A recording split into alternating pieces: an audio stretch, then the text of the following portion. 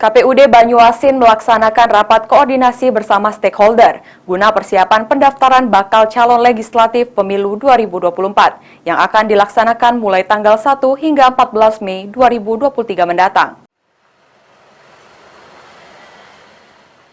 Sebagai salah satu tahapan pemilu 2024 mendatang, KPUD Banyuasin bersama stakeholder terus melakukan persiapan untuk melaksanakan proses pendaftaran bakal calon legislatif yang akan bertarung pada pemilu nanti.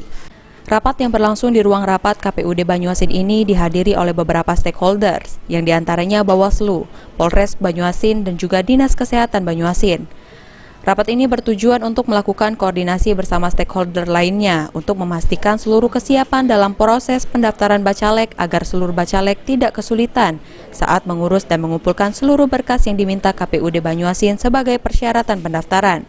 Para bacalek dapat langsung menanyakan kepada petugas KPUD Banyuasin. Oleh sebab itu, pembukaan pendaftaran dan kelengkapan berkas bacalek pemilu 2024 akan mulai dilaksanakan selama 14 hari pada tanggal 1 hingga 14 Mei 2023.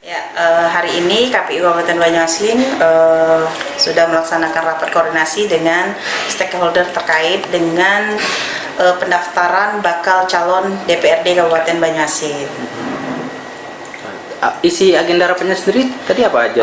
Isi agendanya adalah pertama membahas terkait nanti syarat-syarat yang akan diajukan oleh bakal calon DPR Kabupaten Banyuasin dengan pihak-pihak terkait seperti dengan Polres Banyuasin untuk pembuatan SKCK, kemudian juga dengan Pengadilan Kabupaten Banyuasin itu terkait dengan pembuatan surat keterangan bebas pidana, kemudian dengan pihak kejaksaan juga bebas pidana, kemudian diharapkan segera mempersiapkan persyaratan yang telah ditentukan melakukan pendaftaran sesuai dengan jadwal yang ditetapkan.